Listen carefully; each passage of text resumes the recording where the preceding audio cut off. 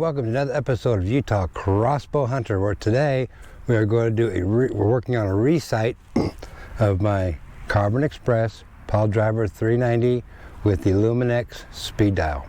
So with that said, let's get started with today's show.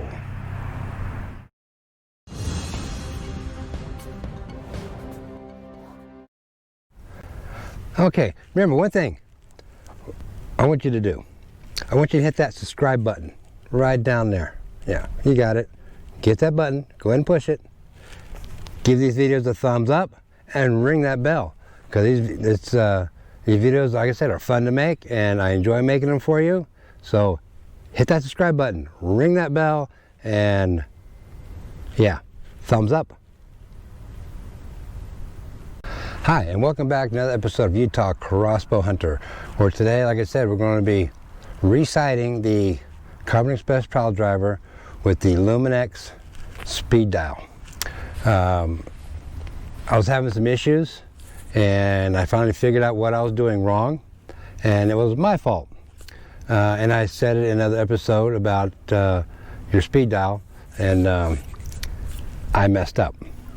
So today I've been out here pretty much all morning working with it. I'm at 20 yards. One thing I was noticing, that my arrows are flying kind of not weird, but not one would hit perfect, one would hit off again, perfect, off again, on again. So I was kind of wondering what was going on. So I noticed something and I had to fix that. It was my spring tensioner right here was up too high. It wasn't holding my arrows down flat on the rail. So I adjusted that to where it is now holding my arrows. I don't got it cocked, so holding my arrows now solidly in the rail there. So once I did that, that made a huge difference. So lesson learned on my part, make sure that your spring tensioner is holding down your arrows snugly on your rail. So once I did that, boom, boom, boom, boom, I was hitting my target. So I figured out some stuff. So I had 4 arrows that were hitting perfect, okay, on my target. Then I had one, number 3 here. Was number 3? No, it was number 4 here. That was also hitting perfect, but it went through my target, and I'll bring it up here to the camera so you can try and see it here a little bit. It went through my target, so I destroyed another arrow. So I can't use that one. So I destroyed 2 today. Here's the other one that not bad, but I'm not going to be able to use it because it won't fly correctly. Then I had these other 3 arrows that were hitting low. And these ones are consistent, hitting low. So I can probably figure I can probably fix these arrows to be in a pattern themselves. So I had 3 arrows, perfect, 3 arrows that were low. So I figured out, like I said, I can group those in 2 different groups. Also, if you notice here, I don't have my lighted nocks. Let me come up here. Not here anymore. Okay. The reason for that is I destroyed 3 more today out there.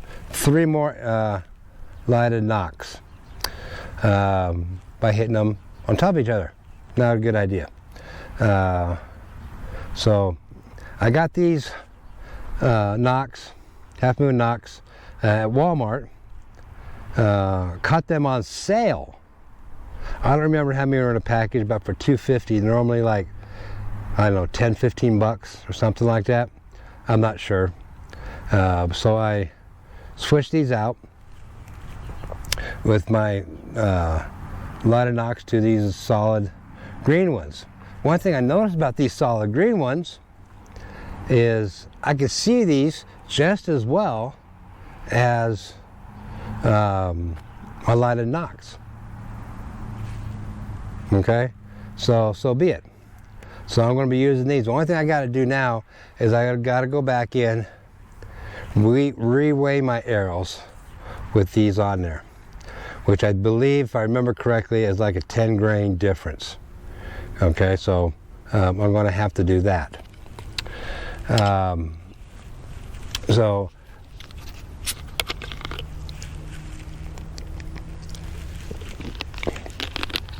since I only got the morning to sit out here and shoot, and it's warming up now. I'm not sure what the temperature is right now. When I first started, it was about 35 degrees. I think it's up to mid 40s right now, so it's getting warm. And of course, I'm in the direct sunlight and not a cloud in the sky. We've had some bad weather. I would say bad weather. We got a little snow a few days ago, but most of all of it's gone here. But we still got a little bit up on the mountain. So hopefully, over the next few days, I'll get back out again, and we're going to move back to 40 yards. Now, the mistake I was making at shooting at 40 yards before, I was adjusting my scope. Okay, bad deal. You don't adjust your scope, you adjust your speed ring. Okay, I was adjusting my scope. I knew when I went back in and did more research, immediately the mistake I was making with my speed scope. And I said in a previous video on sighting, when you get back to 40 yards, you sight with your speed ring, and I didn't do it. My bad, my fault, 100%. So that's why I'm resighting, and hopefully things will be a lot better. So with that said, we'll be right back with some final thoughts.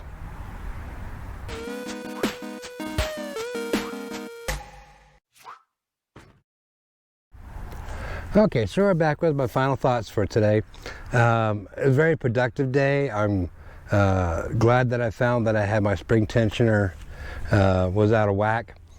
So make sure you double check your spring tensioner. Make sure it is holding your arrows firmly in place. And it's just a small screw is all that is, an Allen wrench screw, and you just, of course, wind it down. And that was good. Just wind it down until it just touching the arrow. As long as it's holding, it doesn't have to be tight. Just snugly holding it down to where it's not moving. And so when you tip your crossbow in a downward direction, your arrow isn't falling out. Because from time to time when you're walking or something, if you got an arrow, or you're sitting in a tree stand or in a blind, you might accidentally tip it down so your arrow doesn't fall out. But ideally, you always want to keep your crossbow in an upward position. But if you're like in a tree stand or something, a lot of times you may want to sit your crossbow down. So you don't have to sit there and hold it the whole time. Unless you got a holder like this here, like this Caldwell dead shot, which I really love. This thing is just awesome. So like I said, we're going to move back to 40 yards in the next few days. Hopefully the weather stays good. So with that said, take care of your family. Family comes first. Get out there and hunt, and see you on the next episode of Utah Crossbow Hunter.